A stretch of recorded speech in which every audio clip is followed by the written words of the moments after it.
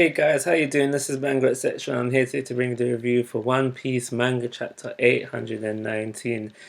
Now, quite a bit happened in this chapter. This chapter was full, especially for a One Piece chapter. I felt that it just seemed longer than the usual One Piece chapter is, but I don't think it actually was. But that's the feels that I was getting from it. But what do we get within this chapter? So first things off, we get confirmation because I was unsure after the last chapter if Momosuke's dad was actually a part of Gold Roger's crew or he just came along for the journey. But we get confirmation within this chapter that he was actually part of the crew and that he knows like the history of the world. So he's part of Gold Roger's crew, so he therefore also knows the history of the world. And I'm just gonna stop right there for a second and just ask a question.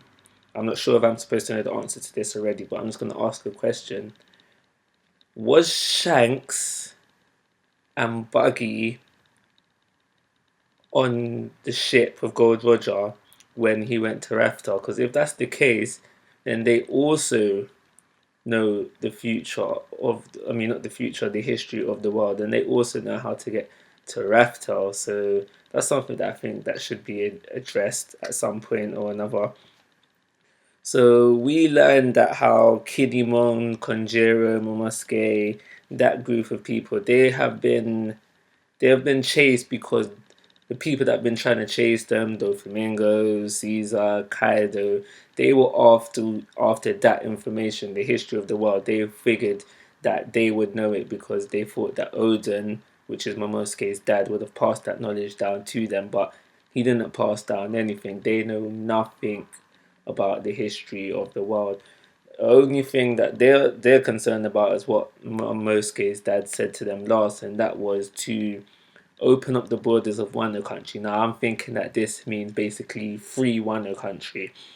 So yeah, that's what they want to do. They're after revenge. They want the Shogun's head on a stick to just burn and then I don't know barbecue that as well. I don't know, but they're out for revenge, and because of this, this is why they was part of the reason why they was running, but also they was looking for people to help them take down the Shogun and take down Kaido, and obviously that would be meaning that they have freed Wano. So, in order to do this, they first went to Zao. The Minks are on it, they're down for the cause. Neko and Inu, the Duke, the dog, they were retainers. I think it was stated in the chapters that they were retainers of Odin. Basically, they worked under Odin at some point, so they're just down for help free Wano Country, and because they're down for it, the Minks are just on it. All the Minks are ready to fight for Wano Country, so they're just down for the cause straight away, no hesitation. Let's go. And we also get mentioned that they have a trump card. The Duke mentions that they have a trump card that they did not use when Jack first came through, and yeah, they're just ready now. So when it comes to it, if they have to use the trump card, they got it. They're gonna draw that out, and we'll just see the Joker. We'll just see the Joker, and they'll just play it, and then they'll just win the game automatically, hopefully. But I'm really interested to see what this trump card is. Is it a weapon? Is it an attack? I don't know, but yeah, we'll see that soon, hopefully. So Kinemon also asks Luffy, and he also all that, and he also asks Law, will he help them in freeing Wano Country? Now they're going after Kaido anyway, so technically he didn't have to ask because indirectly they probably would have done it anyway, but he asks anyway, and Luffy is basically says no. He's like no, and he indirectly says no. He says no, but he indirectly says no because he was waiting for Momosuke to ask. He knows that he knows that Momo is the head guy, the one that's in charge, the boss at the end of the day. So he wanted to hear it from him. He wanted to hear Momo ask before he said yeah to anything. But while he was saying no, Nami also said no. Now that was quite funny because we know Nami is always after the money, and she's like, yeah, negotiations need to be made place. Basically, she wants payment for this. Similar thing to that happened with Vivi at the in the Alabaster arc. But basically, when Momo finally asks, he was like, yeah, cool, I'm gonna join with you lot. The Pirate Minx Alliance, and that's not the Ninja Pirate Minx Alliance or something like that. That was the full name. So yeah, they're gonna do that. They are aligned now. Now before that, we just go into, I'm gonna call it a semi flashback because we didn't go into a full flashback where we just see clips of basically of when Momo lost his dad and he lost his mum as well. And yeah, we just see that as well. Now I'm gonna show it. This panel looks like Sengoku.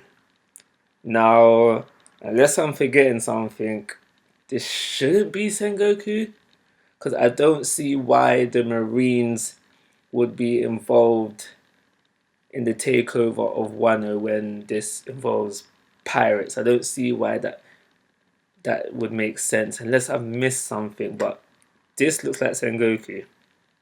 I've got to say that first.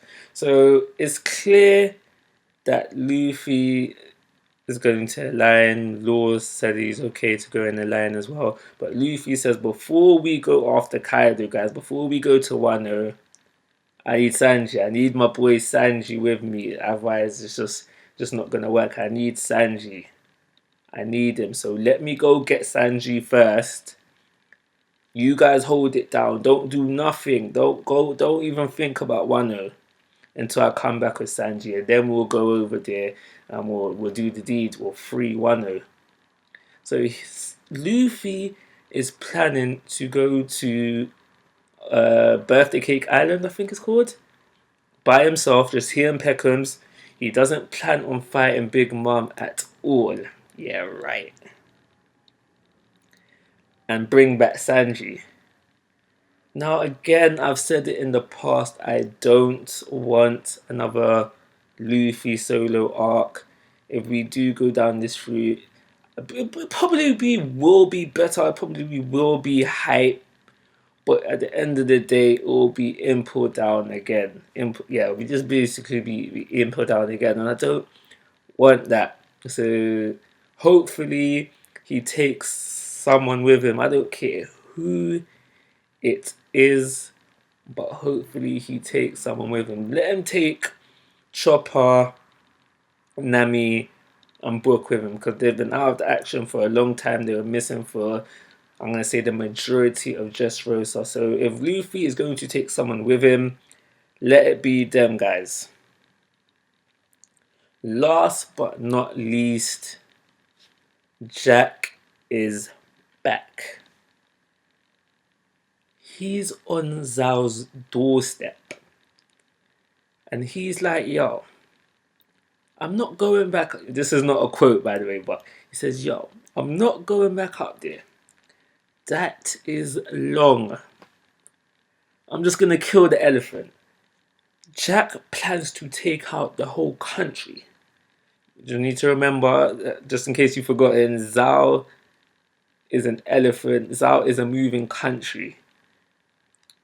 And Jack just plans to take out the elephant. Now, he shouldn't, he shouldn't do it because he's after Riser. Now, if he just takes out the country like that, that's just going to automatically kill Riser. So I'm thinking next chapter, someone from his crew is going to talk him out of it, and then the country be a-okay.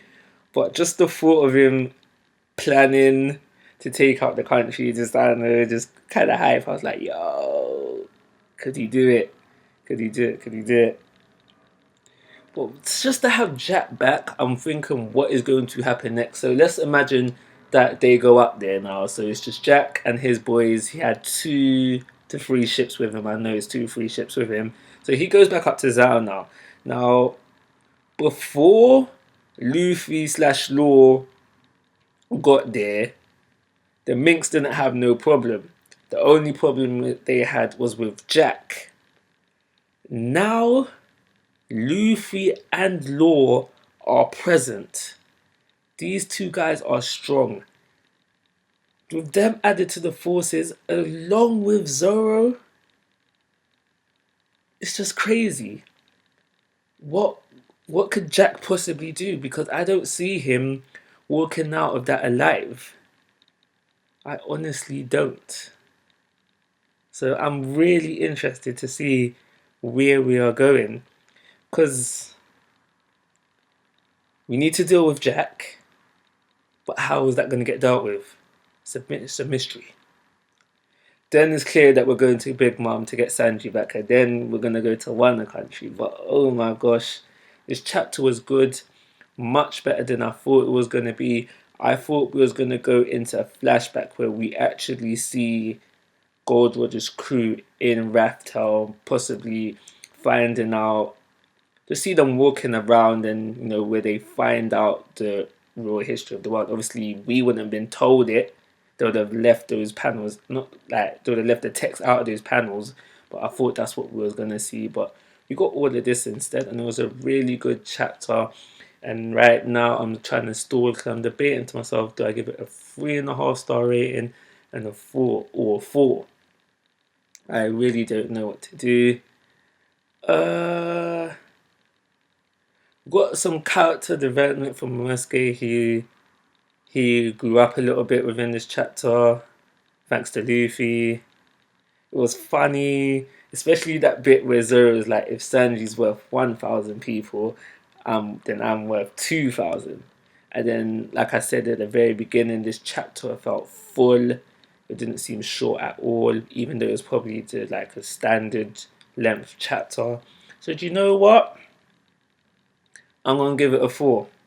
Plus the hype of things to come. Do you know what? Yeah, I'm gonna give it a 4. I've decided. So this week's chapter is going to get a 4-star rating. So like always, guys, I'm asking for your thoughts and opinions. If you haven't already, please subscribe to my YouTube channel. But most importantly, take care. Have a nice day.